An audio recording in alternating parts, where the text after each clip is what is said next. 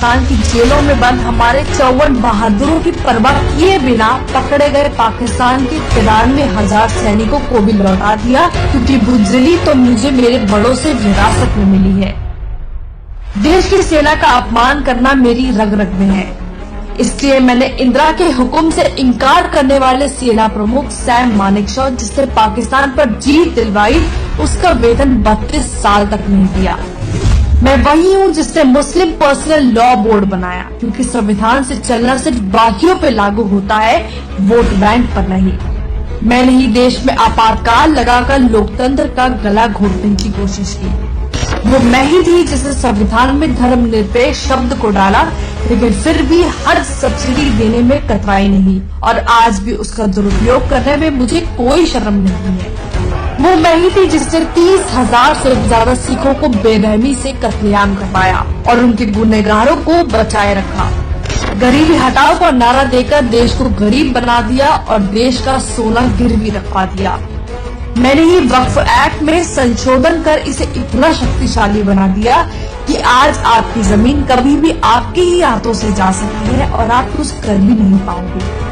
मैंने परमाणु का विरोध किया, सेना को कमजोर रखने की मेरी मेहनत पर पानी जो फिर जाता।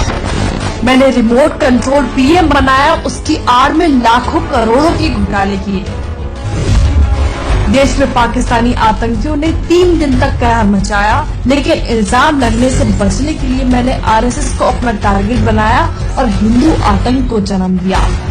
वो मैं ही थी जिसने देश से छिपकर चीन के साथ MOU साइन कर अपने ही देश की कमर में छुरा घोंपा था। मैंने ही कोर्ट में हलफनामा देकर कहा कि श्री राम काल्पनिक है और राम सेतु को तोड़ने की कोशिश की। मैंने वोट बैंक के लालच में हज पर 50% की सब्सिडी दी, पर अमरनाथ यात्रा पर 25,000 का टैक्स लगाकर सारा पैसा वसूल लिया। देश में महंगाई को 2 डिजिट में रखना ही मेरी खासियत थी।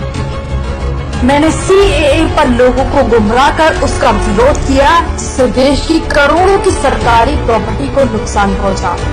मैंने सेना को राफेल ना मिले, इसके लिए अंबानी को बदनाम किया। मुझे अपने अस्तित्व को बचाने के लिए चुनाव का ढोंग करना पड़ रहा है, क्योंकि कुछ लोगों को परिवारवाद पसंद नहीं। मैं कांग्रेस हूँ, मुझे नफरत है इस देश से, इस देश के हिंदुओं से। इसलिए मैं चाहती हूँ कि मुझे सत्ता में एक और मौका मिले, ताकि मैं हिंदुओं का इस देश से पूरी तरह विनाश कर पाऊँ।